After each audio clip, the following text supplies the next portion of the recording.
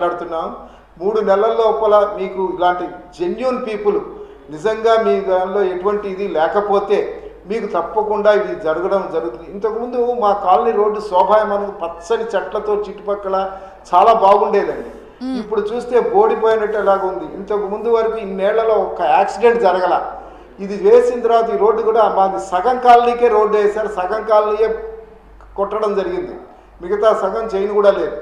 ఆ దీనిలో ఈ మధ్య ఒక డాక్టర్ గారు కూడా చనిపోయారు యాక్సిడెంట్తో. ఎందుకంటే ఫాస్ట్గా రోడ్లలో వెళ్ళిపోవడం వల్ల అస్సలు ఏమి చెట్లు లేవు, ఇటు అటు ఏమీ లేవు, చాలా భయంకరంగా ఉంది. మేమందరం మనోహర్ గారు ఒక పాయింట్ చెప్పండి. ఇప్పుడు మనకి ఒక్కొక్క జిల్లాలో ఇంతమంది అని వస్తున్నారు అంటే ఈ బాధితులు, మీకు సుమారుగా అక్కడ ఎంతమంది ఉంటారండి? అంటే ఇప్పుడు సింహాచలంలో 269, తణుకులో ఒక 30 ఇలా లెక్కలు వస్తున్నాయి కదా. ఇప్పుడు మీరందరూ ఎంతమంది ఉంటారు బాధితులు? మాకు మేము కాలనీ వాళ్ళు ఒక 40 మంది అండి.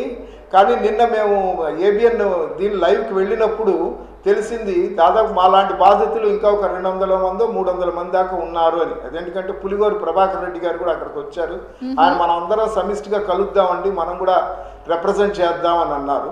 మేము యాక్చువల్గా 40 ఫ్యామిలీస్ మా కాలనీలో మేము దెబ్బతిన్నది, చాలా ఇబ్బంది పడుతున్నామండి.